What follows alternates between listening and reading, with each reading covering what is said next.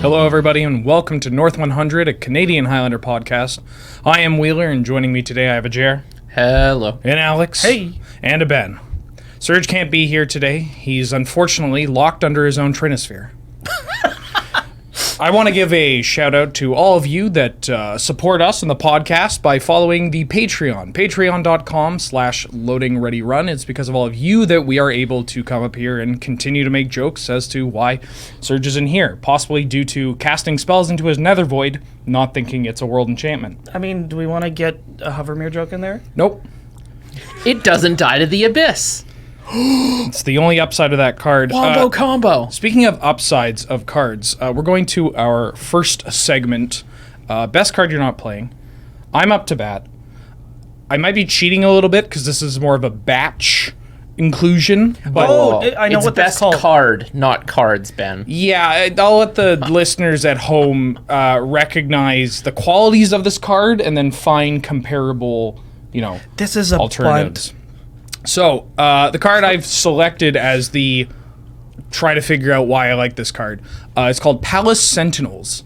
It's 3 and a white for a 2/4 human soldier creature that says, when Palace Sentinels enters the battlefield, you become the monarch. Ding, ding, ding, ding, ding, ding, ding, ding, ding. For those of you not familiar with the monarch, welcome to Canadian Highlander. It's an ability that creates something that of like an emblem, where if you are the monarch, at the end of your turn, you draw a card, and then you stay the monarch until an opponent deals combat damage to you, and then they become the monarch. But the thing about monarch cards is they're quite good at, usually stopping your opponent from becoming the monarch. This card is on the weaker end of those.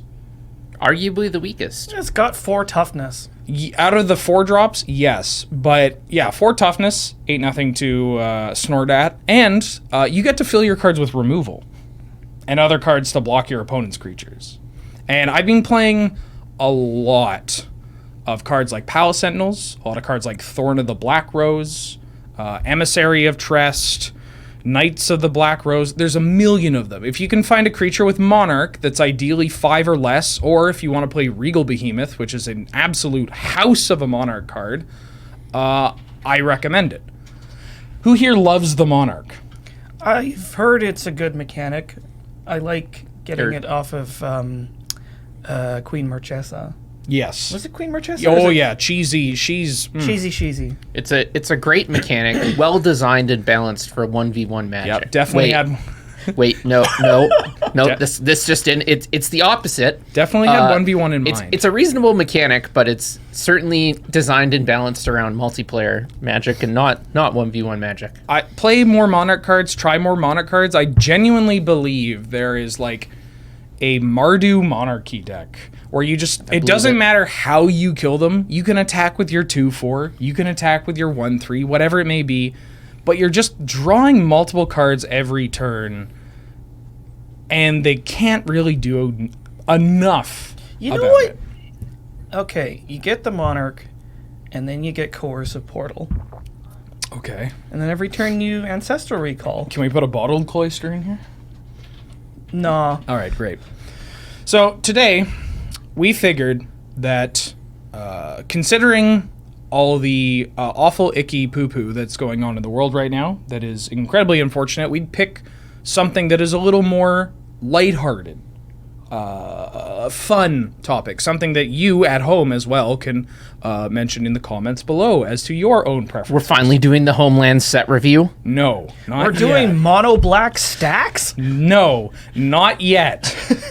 We are doing aesthetics, and hopefully it's in the aesthetics text. This is something that has kind of been saved for a while, but we're really talking about things that are pretty, things that we like to do with our decks, with our collections, with our whatever it may be, because Magic is a game where you can really express yourself in a variety of ways, especially through the cards, the personalization. Thank you, Beej. Oh yeah, going through some classic folio art. Oh, yeah. So I once said that one of my favorite things about Canadian Highlander is that it's a player-curated exhibit of Magic's greatest hits. and I think that's true. Yeah. And which versions and which promos and so forth can further curate that list. So Commander is a format where a lot of people are like, I get to play whatever version of whatever card I want, sort of thing, right? But I feel like Commander, there are cards that you would never play this anywhere else, and it's never seen any tournament play or any kind of play in anything outside of maybe a kitchen table before it got to Commander, and that's great. But for people that have played tournaments or like hung out with a more spikier, grindier kind of upbringing, like we need our werebears. We need our nimble mongooses. Well, where else can I play my Stoneforge Mystic that's altered to have a Manriki Gusari on it? Exactly. So it's, for those of you naysayers at home saying, well, this isn't Canadian Highlander content, I'm unsubbing. Stop that. It absolutely is. Learn to have fun with our format, please. And as we go through, much to the chagrin of my co-hosts, I will be including, for those of you that are droopy dogging their way through this episode, I'll be making sure that we include one super serious, definitely 100% sincere, strategical advice for every topic we talk on, and baby. I definitely mean it and take it seriously, please. I can't wait. All right, so first up, additions. Oh, yes. Jer, 5 plus 2. Wait, I'm just kidding. The math joke! Hey! Magic has been around for a long time. I think we can all agree on that. That means that any given card usually has multiple additions for it.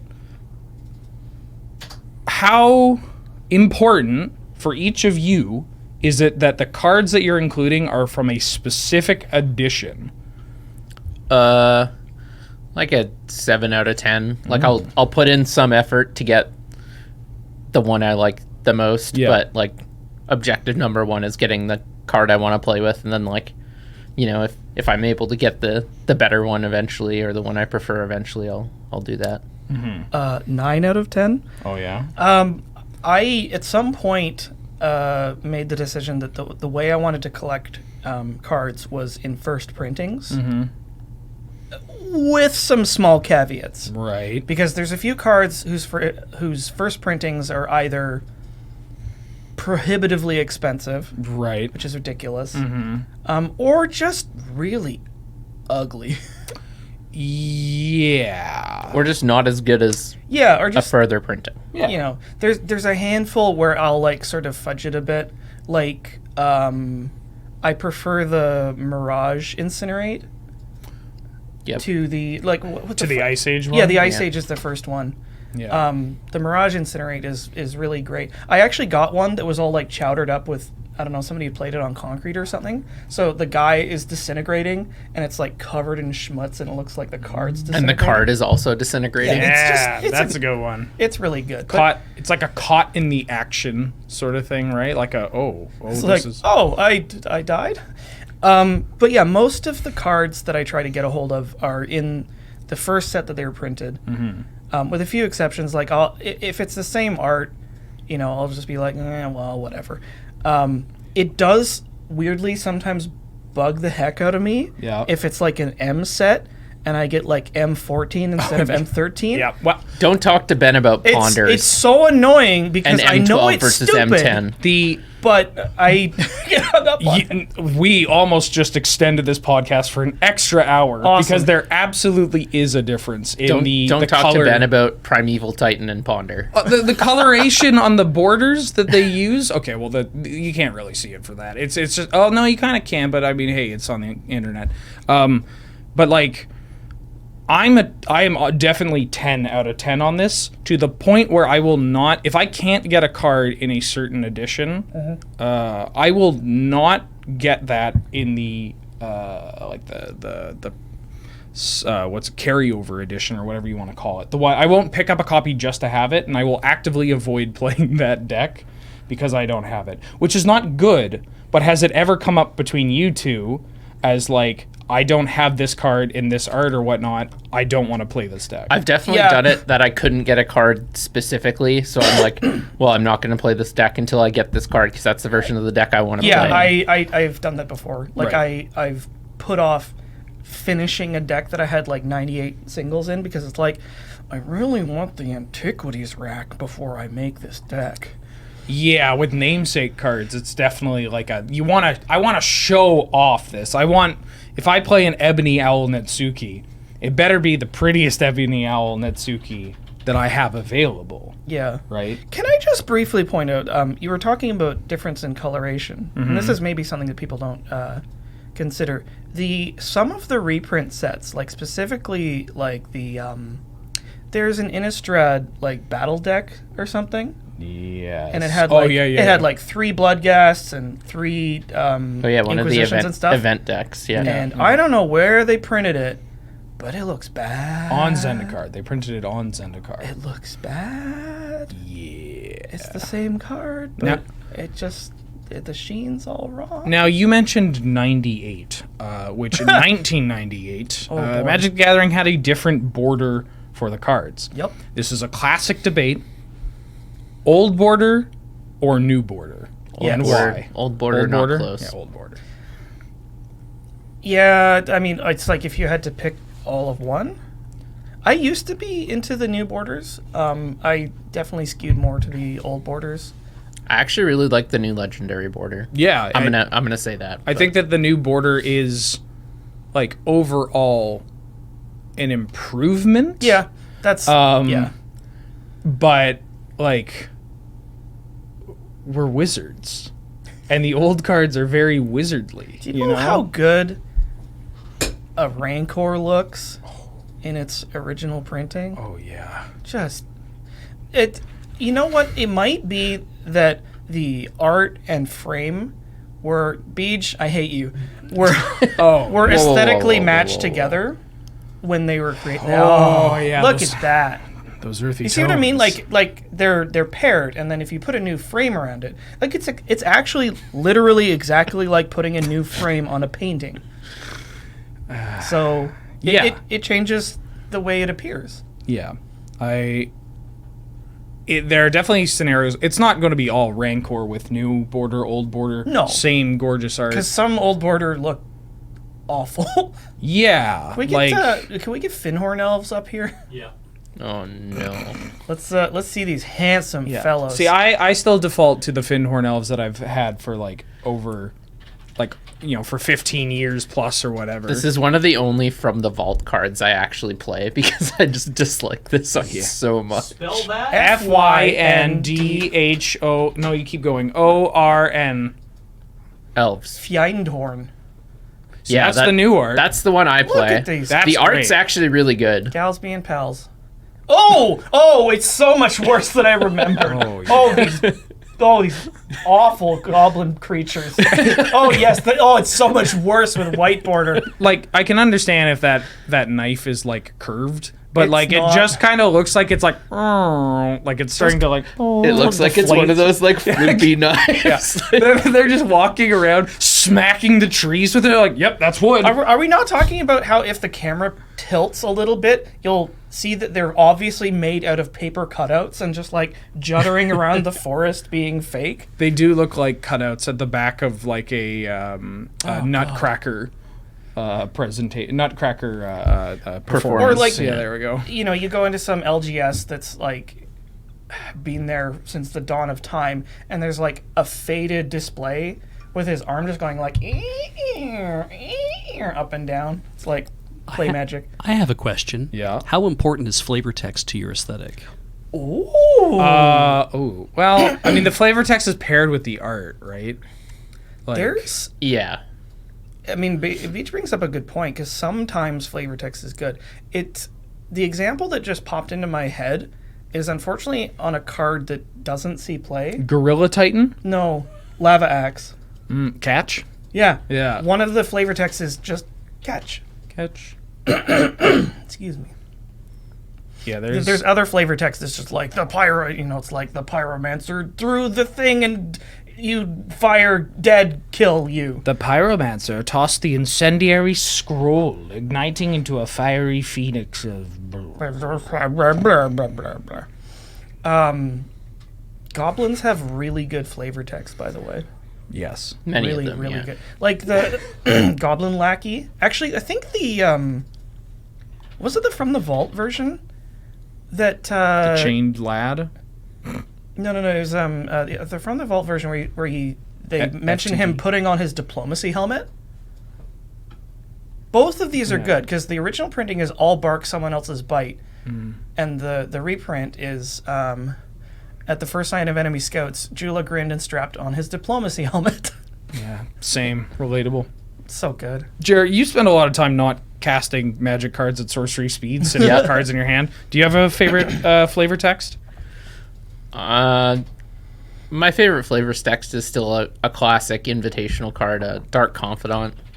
Oh yeah. Just how I try to live my life. Really. Oh yeah. Great instead at any cost. Any cost. Very happy they kept the flavor text throughout every single iteration of it. And this is one thing actually aesthetically I feel strongly about, is that if there's ever an invitational card, I believe the art should never change. Yeah, I'm Pretty strongly. And I mean- so if there's an invitational card, I will only ever play the original. Yeah, same. Like, I mean, Wizards didn't get that memo, but for those of you not familiar, there may be other reasons for them to have changed, but yeah.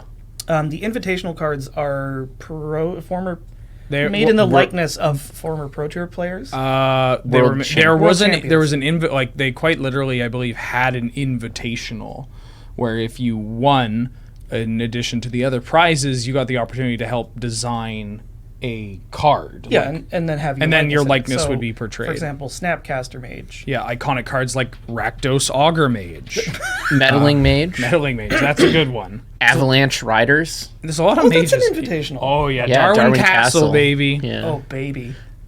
Ranger of Eos. Solemn Simulacrum. Really? Ranger of Eos? Yeah, it's one of the Ruels. I didn't know Olivier. that. Olivia Ruel, yeah. There's a bunch of like secret invitationals that I was not aware of. Yeah, they kind of like, there's the really iconic ones, and then there are ones that are good, but people just kind of like don't really, they don't create the connection. And then you just have, again, Stone Cold Unplayables. There we go. Yeah, Tiago Chan, I believe. Yeah. And then you have Stone Cold Unplayables like Rakdos Augur Mage. Yeah. Yeah. Which, if somebody can guess, if you at home can guess what this card does, congratulations. It's a bit of a doozy. It's a black, red, 3/2 human wizard with first strike that says, tap, reveal your hand, and discard a card of an opponent's choice.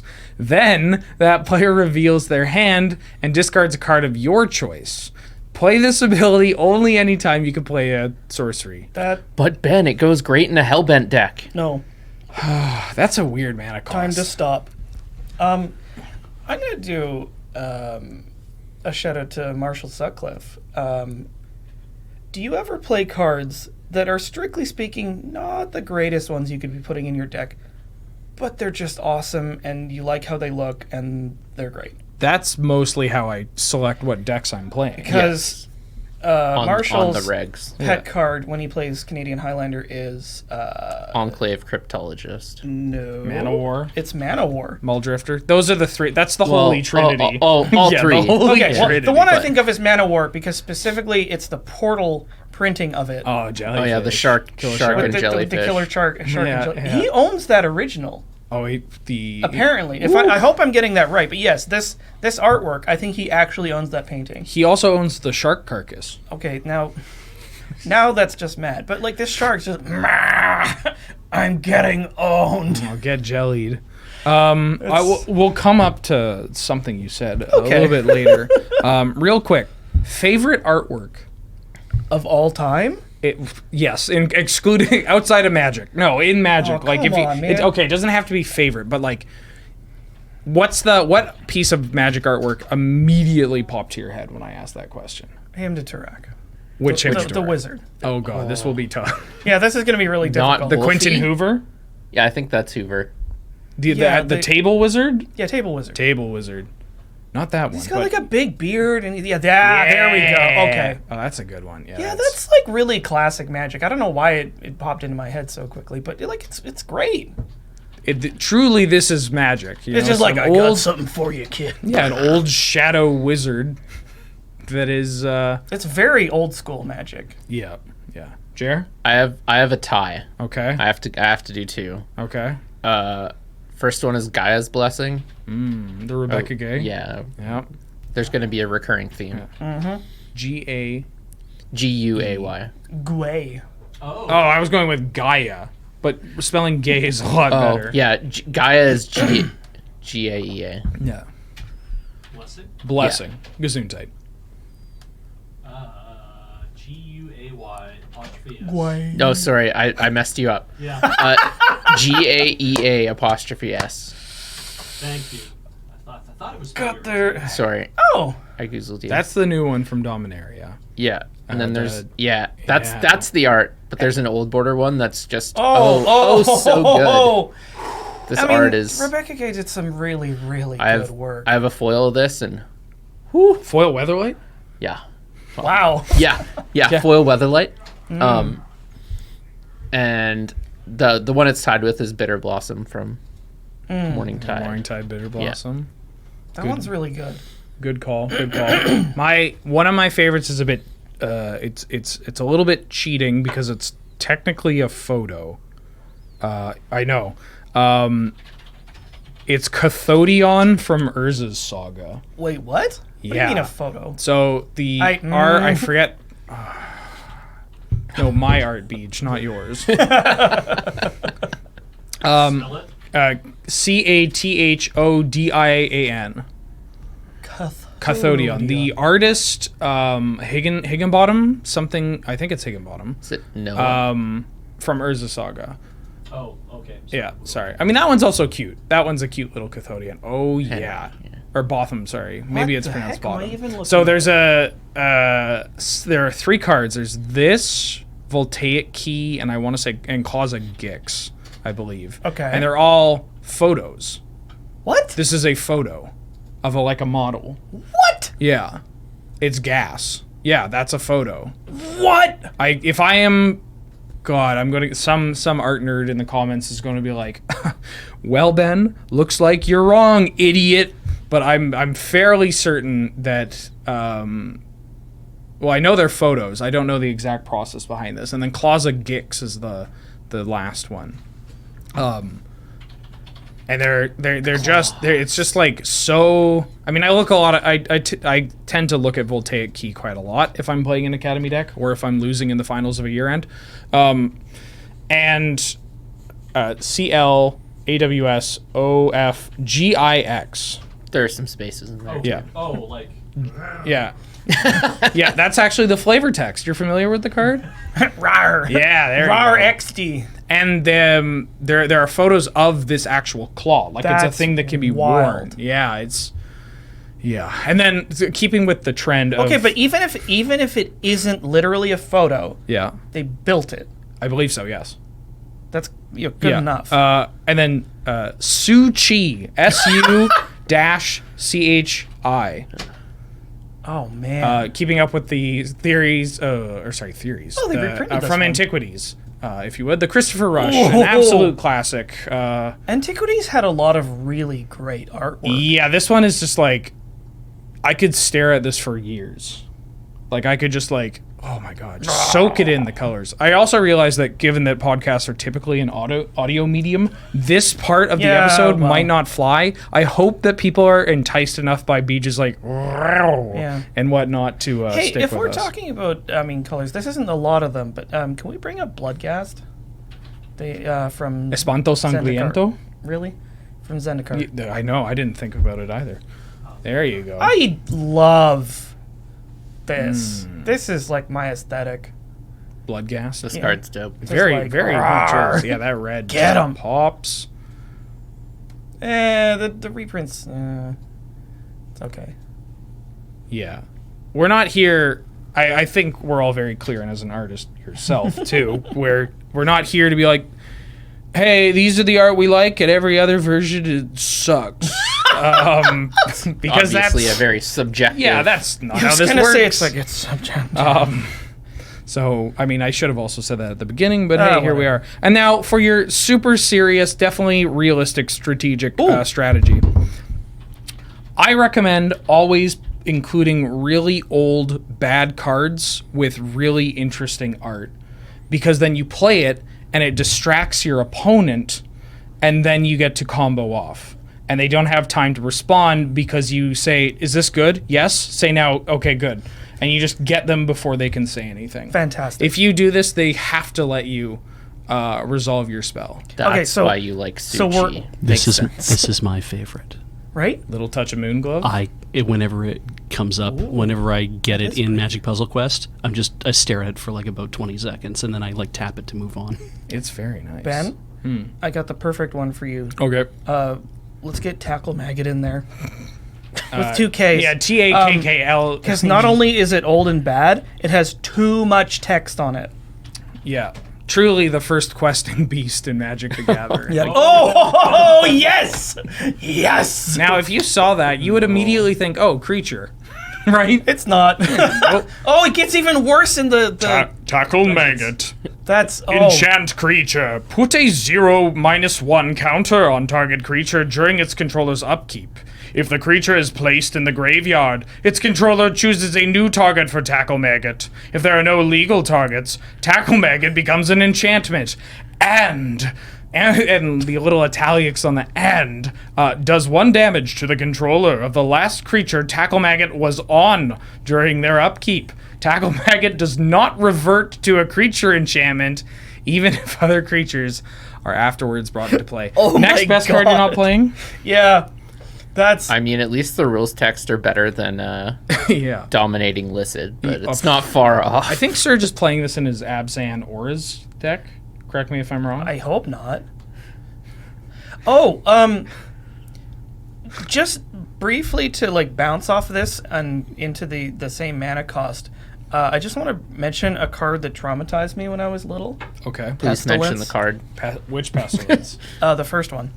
The Beta Pestilence? Well, okay, not beta, but like I think we had it in Unlimited.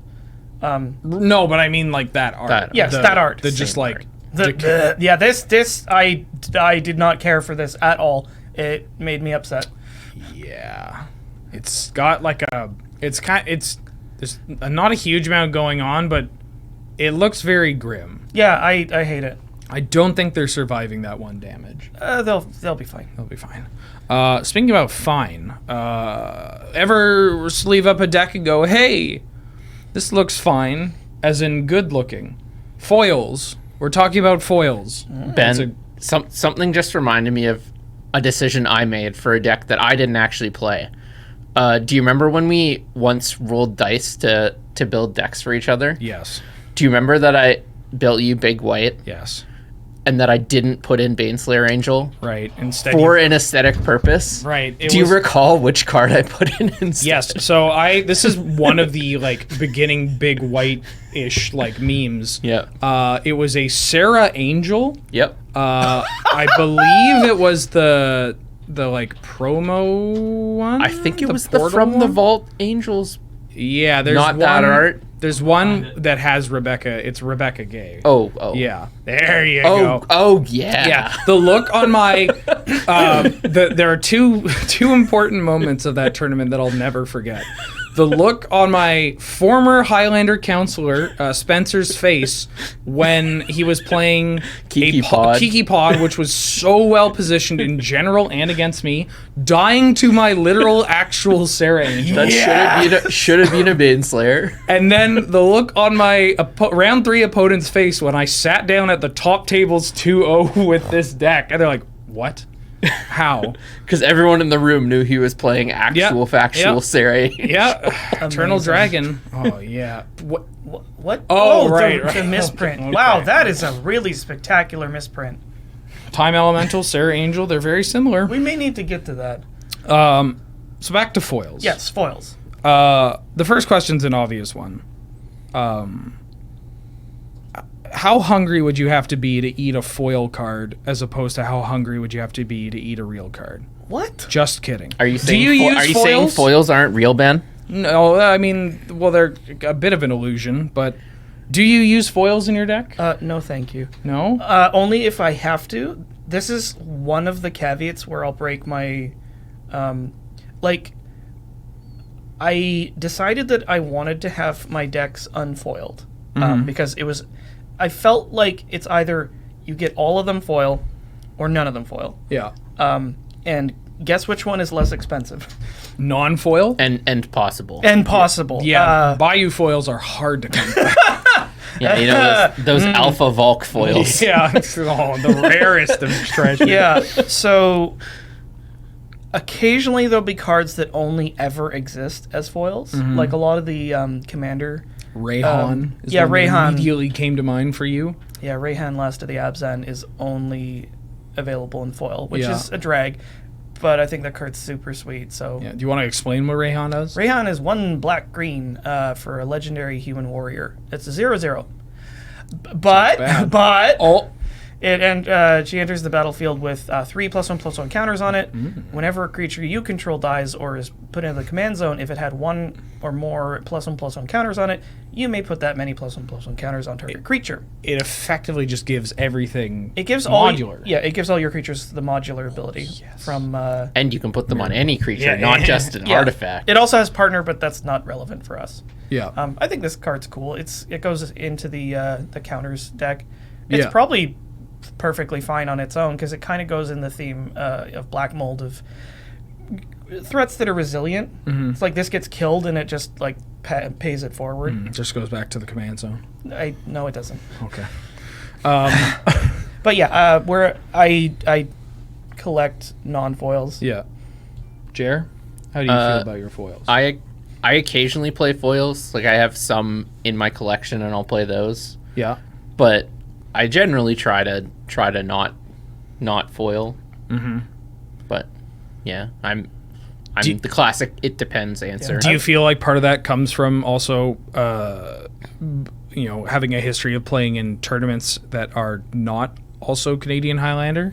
Yeah, partially. Like I used to play like Legacy and more competitive Magic, and if you have like some foils in your deck, It can just it can become marked, and Yep. then that's bad. So in general, yeah, I try to have the same of all of them if I'm playing 4 of 60 card. I used to be aggressively no foil, never, and then I hit like a really early like quarter life crisis where I just turned into like a crow, where shiny. Yeah, I was just like, yeah, that foil looks really good. I should get it. And I think it just started from like only like I opened like a foil Chandra Torch of Defiance or something like around Kaladesh kind of Eldritch Moon era, and I was just like could not get a non-foil version and couldn't trade for a non-foil version and stuff, and I was like, I guess I'll just keep using it. I'm like, oh, this looks kind of good. Yeah. I wonder what else looks I will good. say some foils look better than others. Yeah. I think there's a wide variety of quality. Like not only just certain promos have different foiling process on them. Right. There was in Lorwyn, they did that like sort of striated foiling, which is kind of cool. I've thought many times about getting a Lorwyn foil Shriekmaw for that reason because I think it actually looks pretty good. It does look good. Some of like the older foils, they just look muddy. Like it's very ugly. Like there's a sheen on it, and you can't. I think it depends set by set. Like some really does. set foils look absolutely incredible, and others, like even newer foils, some of them are like, I will not get any foils from that set just because their foiling process. Also, like, Amonkhet and Avacyn Restored come to mind. Yep. Although Avacyn Restored is not what I'd call a new set, but it feels new. It's like recent-ish. newer. Yeah. correct me if I'm wrong, but there's some foilings that have like spot foil where they choose where the foiling happens, and the effect can be unbelievable. Like if there's like a gemstone in the frame or something, it like really, really pops. I don't know if I don't know if Inclined they to believe you maybe for like special foils, like F&M promos. Yeah, maybe would do that. I feel like I I've don't know seen if they those. ever did that, but in some of the older ones in particular, just the foiling process sort of makes it look like that, I think. Yeah, and again, it's Like- like it depends on the artwork. It depends on the Some of them, depends on the some printing. parts really pop, and some of the foil are actually dulled, which makes it more higher contrast, which actually makes it look better. Favorite Lots foil? of the time, in my opinion. Favorite foil? Favorite foil. Or best looking foil? Or both? I mean, I think I may have already answered that. I guess The it's Shriekmaw? Yeah, so that's a good one. that'll be my cheaty face answer. Jer? Mine is my two favorite arts, which I both have in foil. Yeah, right. yeah. Protean Hulk in foil. Okay. It's a good one. Real good. I It's a shame that you don't look at it for too long. but okay, you know what that makes me think of? Like, how do you feel about foiling like the key card for a specific deck? I have definitely, like, because that's in my eggs deck. My KCI is foil. My Salvagers is foil. A bunch of important cards like Rings of Bright Your Heart. KCI is German foil. Let's. Oh, sorry. I should preface. All these are German foil. But like, I always feel a little like it's irrational, but I'm always just like, please cut my deck. Just please, for the love of God, always cut my deck because all of my favorite cards are foil in here, and it looks bad, I know, but I just love this goddamn deck. Yeah. And like same with Pattern Rector, like Safi Eric's Daughter foil, great looking card, especially when it's German. And just like, but that's also what happens when you have decks based around cards. Like if you were playing like, hi, I'm playing a Doomsday deck. And it's like, what foil do you want? And you're like, what card would be good for foil?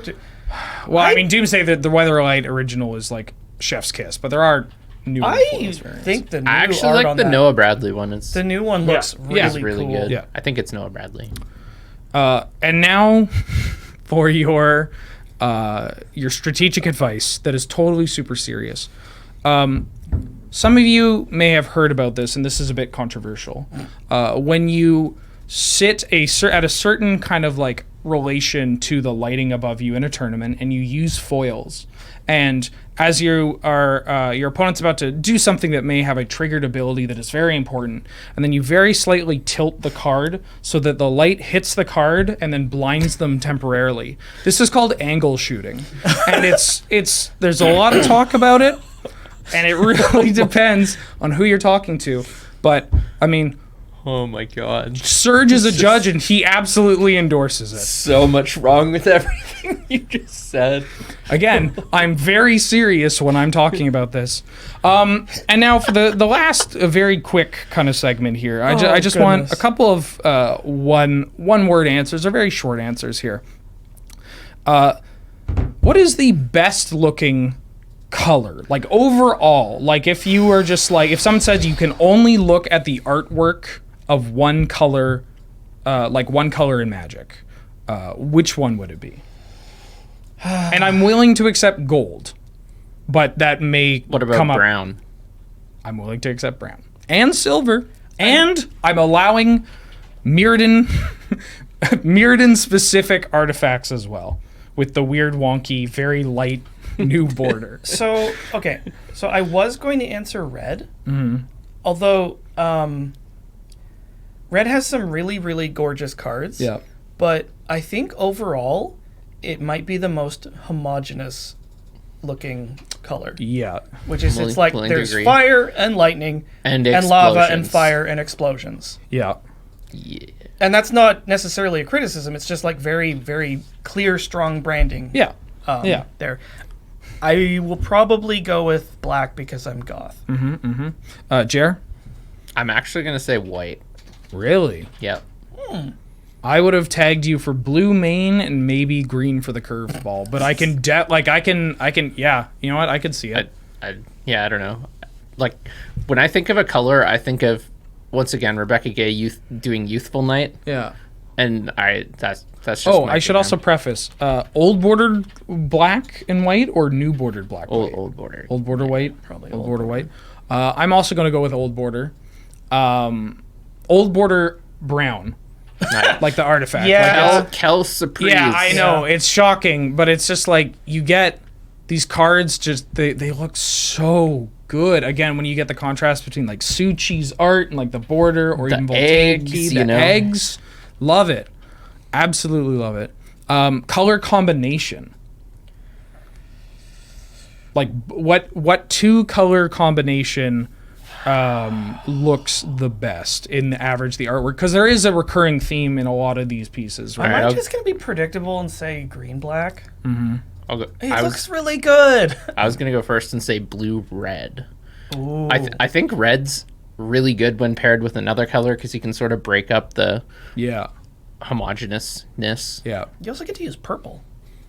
Yeah, and purple's dope. Purple's the best color. I think I like red green, because a lot of red green cards, especially in the past like 6 years, there's a lot of like paint used on the like the humanoid figures or whatnot, or like a lot of markings because you have the like tribal Yes, aspects. Sort of like since Return to Ravnica, right? Yeah. Like Gruul is like a great example, right? Again, because they're like covered in like tattoos and paint and bandages and whatnot, and it really helps it pop.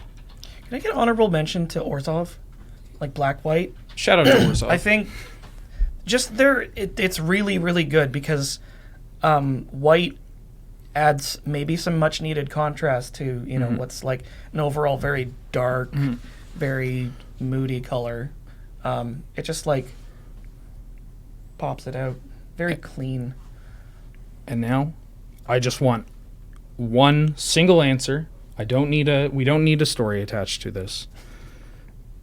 What is the best looking Canadian Highlander deck? Oh boy. Sorensen. That's a strong answer. answer. That's a Strong really answer. Alex. Oh man, this is really hard. The best looking. Best looking Canadian Highlander deck. Do you have an answer? I do. I know what he's gonna say. Really? Well, maybe not. I think this might be a big curveball. My answer is Death and Taxes. That's what I was legit Oh, gonna okay. put you on D&T. Well, now I'm. I mean, host because I was like 9/10 of the way You to can have the answer same one. that. Cause like Thalia. Do you know how many Johannes Voss cards you could put in a D&T deck? Woo! Yeah. Just like Samurai of the Pale Curtain. Oh, oh, beach, please. Yeah, that's Oof. Came out Hollow Skull, strong get it in in there. there. I could just be like the black with white Yeah. splash. Yeah, Orzhov and Taxes. There we go. Perfect. And now this totally complete, sincerely serious competitive trick with under this section which I called various cosmetics. You're locked under a blood moon, Oh, and your opponent has to go to the washroom. And of course, you know they get up, they go to the washroom. With enough nail polish remover, you can remove the text that's on Blood Moon that says non-basic lands or mountains, thus freeing you from a Blood Moon lock. The same works. This is actually a very flexible tech. It works with Back to Basics, Trinisphere, any like Aegis of the God kind of Ivory Mask effect. And then if they come back, they're like, what happened to my Blood Moon? Or like, why is this, why is everything not adding red? Then you can go, oh, sorry, I was trying to read it and I spilled something. Let's fix this. And then you dump red nail polish on all the lands to help fix it. This also now it doesn't work with Painter Servant because that's not how layers work with nail polish remover. you know what I was gonna suggest? I mean, this is essentially the same thing, but you just get like hardware store acetone, and then if they ask what happens, you just stick it under their nose. Don't. I don't do know any what of that would do, but I please. It would be bad. yeah, Please- don't do that. please none of Wait, it. quick, shout parody into the mic so they do. Yeah. Not real advice. Parody. This is parody. Don't poison your opponent with acetone. Speaking about poisoning, Or anything. I don't know if you're going to talk about poison, but infect our minds with a powerful magic story, which is the segment we're going to. I will do. Have you ever just destroyed somebody with one card? Yes. Yes. I was in a tournament and I was playing. My opponent was on some sort of like animal tribal. I think I might have been like What? it was like cat tribal or something. Oh no. And so Oh no. I draw Dark Blast. What were you playing? I was on like Mardu spells, and I had Dark Blast in my deck.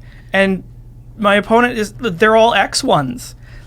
All of their creatures had 1 toughness, and I had the card Dark Blast, which target creature gets -1/-1 until end of turn. What Cast is for a black, and it has Dredge, which means I what can does that I mean? can You can during keep- my upkeep. Actually, no, I can replace any draw with a Dredge. Any which is- draw? Yeah, any draw. Wait, including draw step? Yes, and including like cycling lands, that sort of thing. If I'd become the Monarch, I could have dredged this as well. But anyways, I'm able to put it back in my hand over and over again. Oh, so you got to keep. yeah, keep and just killing like the- every creature. He just stopped playing creatures. Thank God for hard outs. But then how did he win? Oh, he didn't. Oh, interesting. A2 beach? Oh. Funny This how is that, what you get for coming in. You know what my notes say? Lighthearted episode. Lighthearted. What is lighthearted about killing my cats? we broke Beach. Beach thought it was hilarious. God, I'm going 2-0 with it and being like, oh, I can finally play this, and then I felt pretty bad about that actually. oh, it was Don't. funny, but I don't know if it was great TV. well, Oh, no, it was the great fantastic. TV was the Commander game we played after. Oh, Remember? right. we had a game after where I played by Commander rules against you playing by Highlander rules, but I wasn't using Eminence because That would have been busted. that Eminence is kind of busted. In fact, it's not even kind of busted. It is. very busted. Anyways, that's our topic on aesthetics. All in good fun. Yep. If you have any like favorite cards, artwork, preferences, whatever it may be, feel free to let us know in the comments down below. No wrong answers. No wrong answers, but for the love of God, be civil. And once again, I want to thank all of you that help us do this through the Patreon, patreon.com/loadingreadyrun. Thank you very much, everybody, for joining us. See ya.